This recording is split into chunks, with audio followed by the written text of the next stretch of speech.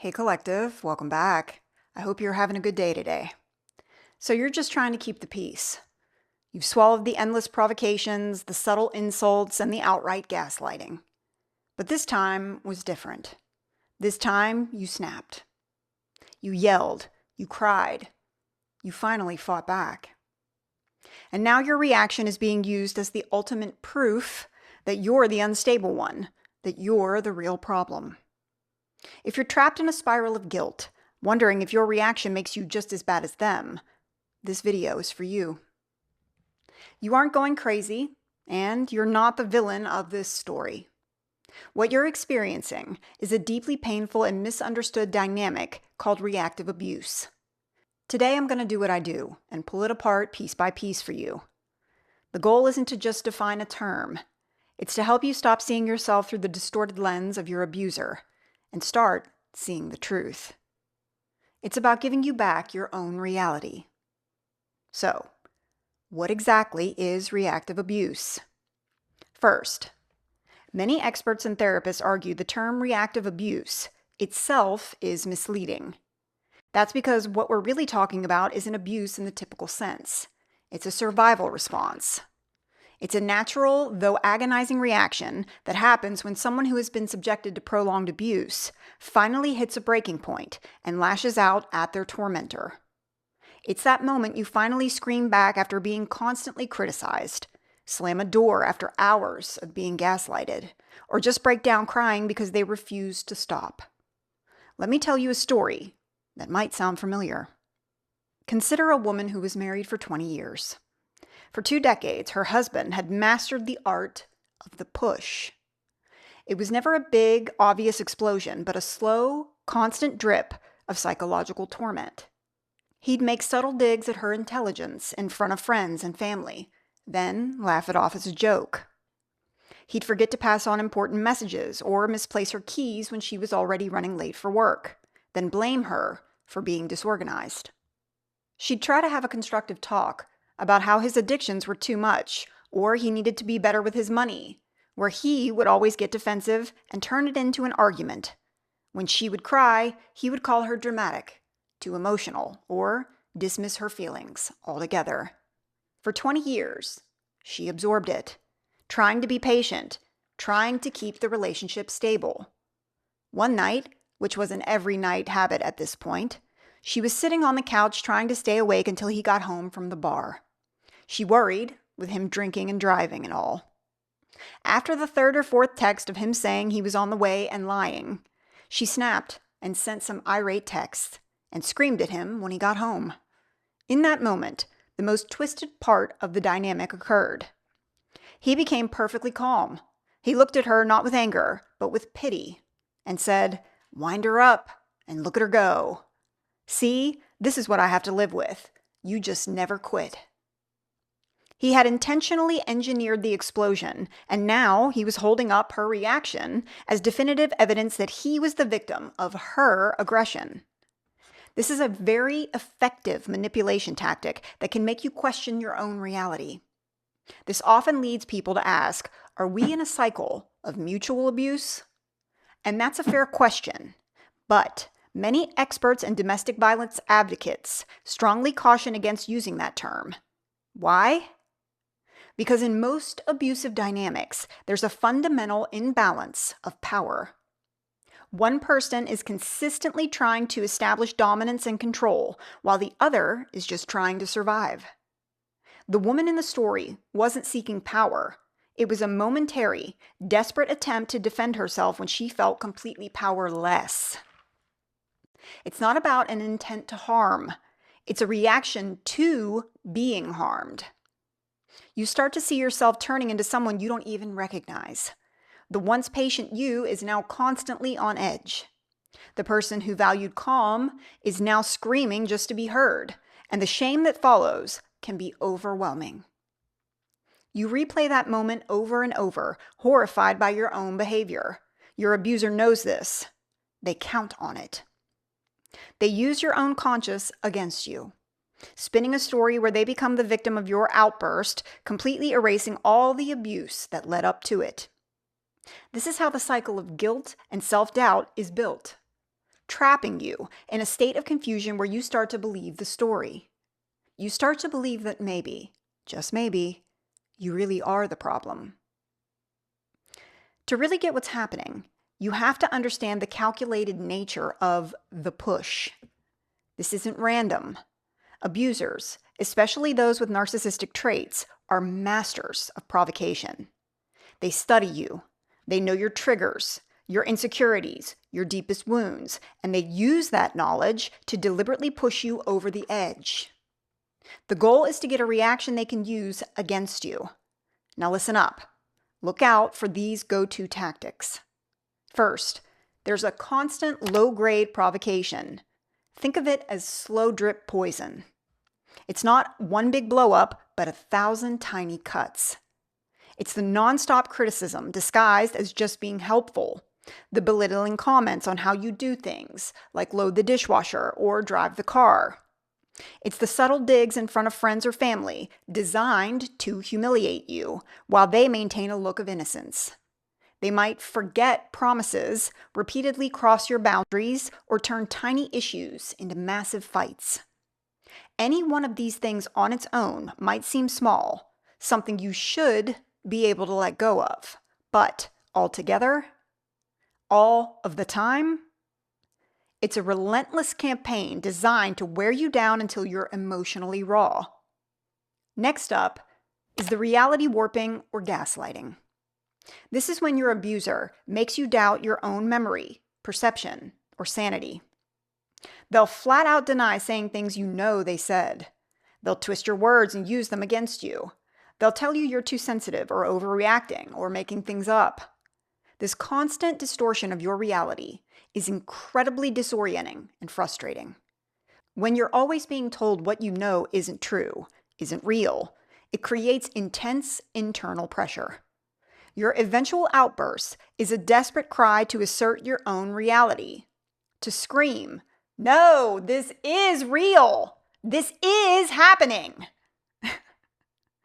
Another powerful tool is stonewalling and the silent treatment. This is when the abuser shuts down, refusing to answer you, acknowledge you, or engage at all. It's a powerful form of punishment and control. We are wired for connection as human beings. Being intentionally ignored by a partner can trigger deep feelings of abandonment and panic. Your fight response, yelling and pleading with them to talk to you, keeps you chasing after them, always the fixer, the only one having a reaction, which is exactly where they want you. And this is just your normal primal response. An attempt to break through the wall for connection, any connection, even a negative one. Finally, there is weaponizing your vulnerabilities. Abusers pay attention.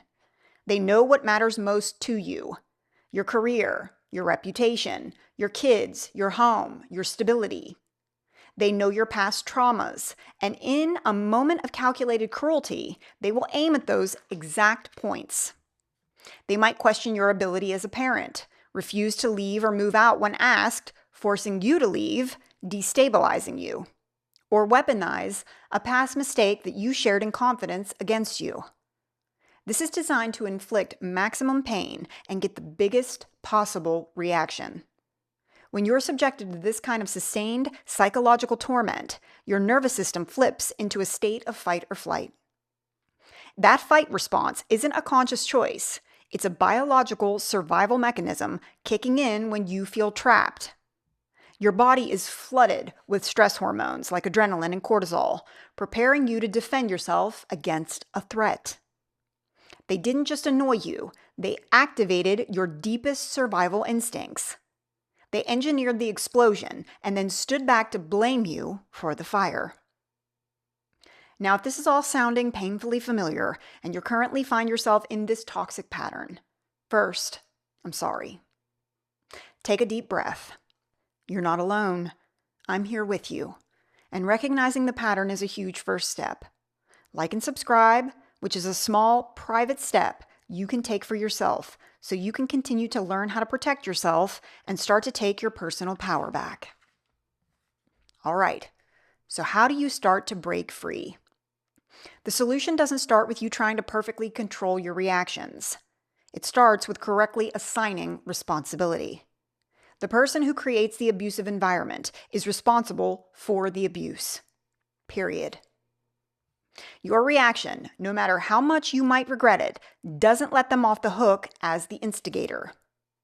First and foremost, I would tell you if they can pay attention to everything about you to use against you, you can pay attention to everything about them and keep it to yourself. Watch closely, and you'll start to see the patterns like a code. I'm the type of woman that isn't going to tell you what you can and can't do. You're a grown-ass adult. Instead, I'm going to let you show me who you really are by the choices you freely make on your own. Does that make sense? Even if you come to me and ask, "Do you mind if I go out to the bar with the guys?" My mind says, "That's what you want to do, or you wouldn't be asking me."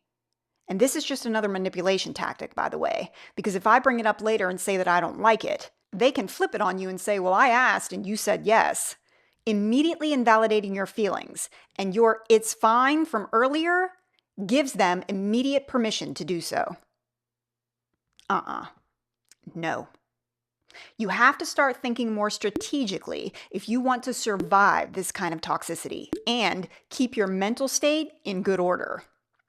They're playing a game, and you need to learn the rules. Not to be toxic back, but to protect your mental and emotional space, and most importantly, to see through the illusion quickly so you can keep your power and move accordingly, because all this type of person really wants is to control what they see as a valuable resource. Yes, you're a resource they can use for energy, for emotional support, for childcare, for sex, for finances, for personal labor, a cook, a maid, somebody to run their life for them, and even an ego boost, while giving little to nothing in return and making you think it's more than you deserve. By strategically making you feel mentally unstable, unworthy, and insecure. Start quietly paying attention to how they are with their money, what they buy, how they speak about money, how they are socially, who their friends are, and how they act as well. You are the company you keep, so that's a huge indicator of their own character. How they speak about others. Are other people always beneath them, or always gossiping to you about friends' problems, making them seem superior, like, "So-and-so's wife left him, and he still wants to work it out with her. Ugh. I would never talk to her again." Hello? Huge red flag. Huge. He's telling you how he would punish her if it were him. And if they gossip to you, they will 100% gossip about you. So start monitoring what you say. And lastly, pay attention to how they are sexually. Do they speak about it immaturely and inappropriately with others? That's a red flag. When in bed with you, is it only about their pleasure? If so, they're using you. They're siphoning your sacral energy to power up on. Pay attention to how you feel after. Do you feel drained, ashamed? You should never feel this way with a partner who truly loves you. The energy exchange should always be equal in the bedroom. Listen, and I really want this to land. Your worst reaction during prolonged abuse does not define who you are. It defines the intensity of the pain you were put through. It's evidence of the abuse, not evidence of your nature. It's a sign that some part of you is still fighting for your own dignity. Learn to disengage and create space. From there, start noticing the buildup. What happens right before you react? Do they start picking fights? Do they give you the silent treatment and abandon you? Does it start with subtle, critical remarks? Recognizing the prelude is key. When you feel that tension building, the goal isn't to stay calm, it's to disengage. This isn't for them, it's for you. Create space however you can. Say, I need a minute, and pop outside. Put your shoes on and go for a walk. Put in headphones and listen to music. Remove yourself from the stimulus that's designed to overload your nervous system. This is you loving yourself, protecting yourself, because somebody has to, for fuck's sake. I would also document everything. Abusers thrive on confusion and your self-doubt. A written record is your anchor to reality. After an incident, write down what happened in as much detail as you can. I would jar awake in the middle of the night and write down whatever was in my head, and the next morning, what I wrote would blow my mind, make me cry for how honest and raw it was. Over time, this record will make the pattern of abuse undeniable, not just to others, but most importantly to you. And lastly, do not let them isolate you. And if they have, breaking that isolation is essential. Talk to a trusted friend or family member, better yet, a therapist trained in trauma and abuse. It will help confirm that what you're going through is real and that you're not the one to blame. Taking these steps takes an incredible amount of courage, and you don't have to do it alone. If you're going through this or are recovering from it, please subscribe to the channel. I'm building a community here for people who are learning to heal and get away from these exact dynamics. Healing with this is slow, but it starts with knowledge, because knowledge is power. The journey up out of the fog of reactive abuse is a process of unlearning the lies you were told about yourself. It's about understanding that you were put in a no-win situation. You were provoked into a reaction and then blamed for it. This is a classic control tactic designed to keep you trapped in guilt and confusion. The fog will lift if you start paying attention and see the game for what it is. You're not an abuser. You're a person who has endured abuse. Your reaction isn't the problem. It's an alarm bell signaling something is fundamentally wrong. And I'll leave you with this. You deserve an environment where you don't have to be constantly on guard, where your peace isn't a target, and where your fight isn't necessary for survival. You deserve to feel safe, and I hope I help you find that today. Thanks for being here. Until next time, friends, keep healing. See ya.